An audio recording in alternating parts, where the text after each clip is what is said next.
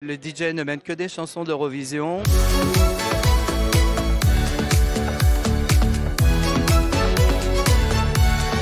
Là, l'idée, c'est de remotiver les fans, de se dégourdir les jambes sur les chansons de cette année et les anciennes. Donc voilà, c'est une mise en jambe. Évidemment.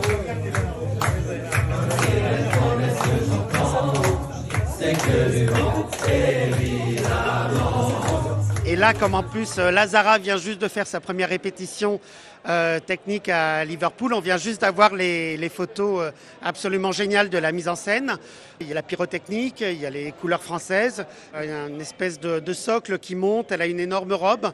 Donc il y a vraiment quelque chose, je ne crois pas que la France ait fait quelque chose d'aussi grandiose récemment. Donc ça va super bien avec la chanson, donc j'ai vraiment hâte. On attend de voir les extraits vidéo, mais ce qu'on a vu en photo, c'est très très prometteur. Ça donne un effet waouh à la performance. Après, il faut que la voix elle suive, mais on n'a jamais fait une performance aussi, avec une énorme colonne, etc. Donc, moi, je pense que ça peut fonctionner. Ça fait longtemps que je n'avais pas eu de coup de cœur pour la représentante de la France, en fait. Et là, je ne sais pas, au début, je me disais, tiens, ça fait un peu penser à Barbara Pravi. Et après, ça démarre et du coup, ça rentre dans la tête. Et voilà, la chanson est très bien, puis Lazara chante très bien aussi.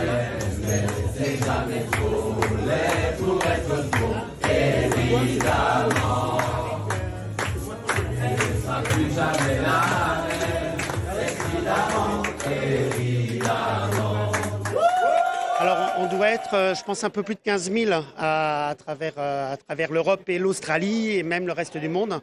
On a un club qui supervise tous les pays qui participent à l'Eurovision. Et ça a été énormément crescendo. Le Royaume-Uni, ils sont 7 000 maintenant. Donc c'est un engouement énorme. Les Pays-Bas, après la victoire, ont aussi énormément grandi.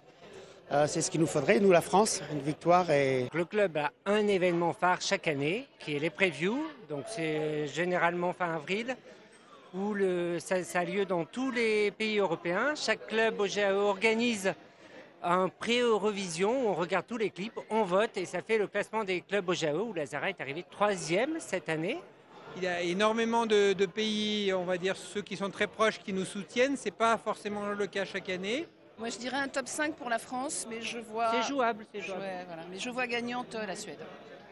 Ça sera très serré de toute façon. C'est vraiment très très serré, mais moi je pense que la France a vraiment elle a une petite chance. La logique, ça serait la Suède. Mais je pense que la France a une chance. Évidemment, toutes les belles promesses que j'entends, ce n'est que du vent, évidemment. Elle ne sera plus jamais la même, cette fille d'avant, évidemment.